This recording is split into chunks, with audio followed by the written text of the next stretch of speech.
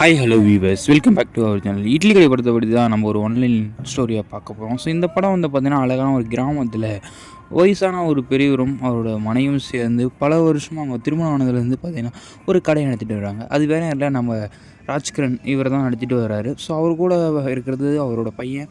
அவர் வந்து பார்த்திங்கன்னா சின்னதுலேருந்து கூடயே தான் இருக்கார், எல்லாத்தையும் பார்த்துன்னு இருக்காரு. அப்பா ரொம்ப கஷ்டப்பட்டு அந்த ஆட்டுக்கல்லில் வந்து மாவு ஆட்டிகிட்டு இருக்காங்க. ஸோ இதுக்காக வந்து பார்த்திங்கன்னா நம்ம ஒரு கிரைண்டர் வாங்கி கொடுக்குறாரு.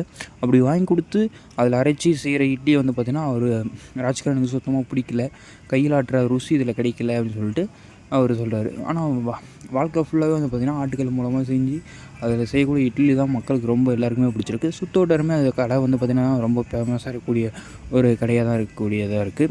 ஸோ இது எனக்கு செட் ஆகுது, பணம் காசு எதுவும் பார்க்க முடியாதுன்னு சொல்லிட்டு நம்ம தனுஷ் இங்கேருந்து வெளிநாட்டுக்கு போகிறாரு. வெளிநாட்டில் போயிட்டு காக்கா பிடிலாம் பிடிச்சி பெரிய பணக்காரனுடைய பொண்ணை கல்யாணம் பண்ணுற அளவுக்கு போயிட்டார்.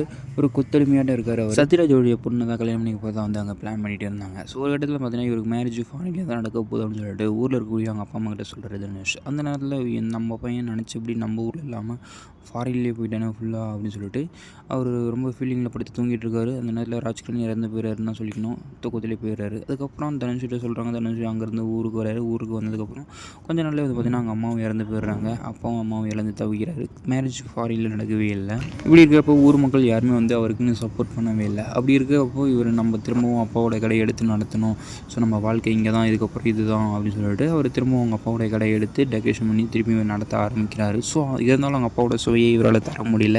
அதுக்கப்புறம் அவங்க அப்பா சொல்லி கொடுத்த எல்லாத்தையும் தெரிஞ்சுக்கிட்டு கூடயே வந்து பார்த்திங்கன்னா அவங்க வந்து அப்படி செஞ்சிட்ருக்காரு. ஒரு வகையாக வந்து கடைசியாக அந்த டேஸ்ட்டை கொண்டு வர வச்சது வந்து பார்த்திங்கன்னா நம்ம ஃபாரினில் சரத்குமாரோடைய பையன் இருக்கார். அது வேறு யாரில் அருண் விஜய் தான். ஸோ அவர் அங்கேருந்து இங்கே வந்து என் தங்கச்சியை கல்யாணம் பண்ணிக்க மாட்டேன்ட்டேன், அதனால் எங்களுக்கு பெரிய அவமானம் ஆகிடுச்சுன்னு சொல்லிட்டு இங்கே வந்து அந்த கடையை காலி பண்ணுறதுக்காகவே வந்திருக்காரு. பெரியதாக ஒரு சண்டைலாம் போயிட்டுருக்கோம். ஸோ ஒரு வழியாக எல்லாத்தையும் வந்து சமாதானம், இதையோடையும் சண்டை போடக்கூடாது, சண்டை போட்டால் எதுவுமே வந்து ஜெயிக்க முடியாதுன்னு சொல்லிட்டு நம்ம தனுஷன் பார்த்திங்கன்னா எல்லாத்தையும் தாழ்ந்து எல்லாத்தையும் விட்டு கொடுத்து தான் போவார். ஸோ ஒரு வழியாக வந்து பார்த்திங்கன்னா அந்த கடையை அவர் நடத்துவார்.